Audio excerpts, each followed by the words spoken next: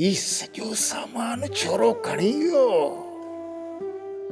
भागो अलाजे किथां अची विचां काहे पियो। ही बि अजायो नुक़सान थियो।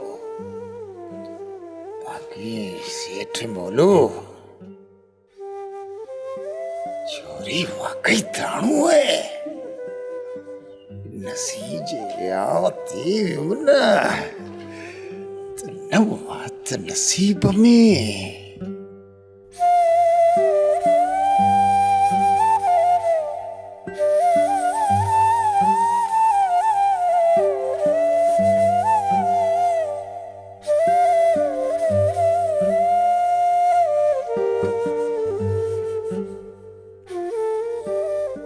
सेठ ए केड़ो खंड जो जहाज बुडियो है ने ए जो उबाण को जो बैठो है। अरे सोरा तू केड़े टेम आए? ए हां त कड्डो को ते बैठो आया। ए लगे तो अखे कना में झक्को थी वियो है। अरे सोरा आओ तो न छोरिए जे ख्यालन में गुम हो से गुरुड़ा जेड़ी सोई हुई एड़ी डिठम ए ते जो मतबल ए त काल दीदार बाजी थी। आओ रे सोरा आओ। हाण तो मुख जी दिल ओडा वणन ला पई तांगाए। ए खुट्टी तो आगे भी खयूं बिठी है। ए छोरा कुजाड़ो तो चोई। ए ई पे सोच में त अल्लाह करे ए इन निगरी दी ए तो जो विहां थी है ने। अरे तुझे वात में तो सुंघाड़ मिसरी।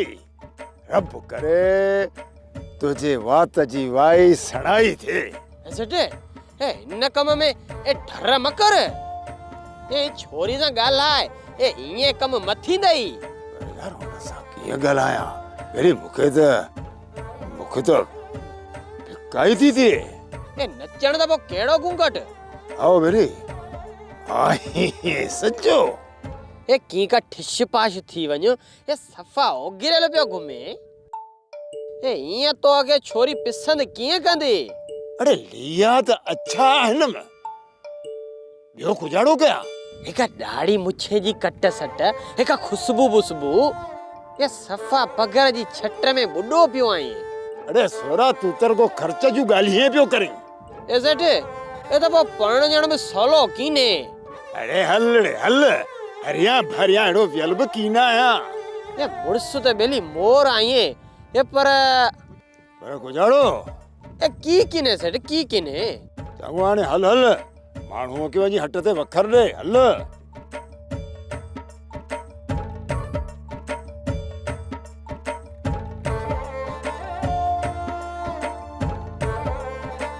सोप सीरियल सारंग जा तमाम एपिसोड्स ॾिसो HD क्वालिटी में। विजिट करियो असांजो YouTube channel Sindh TV HD drama.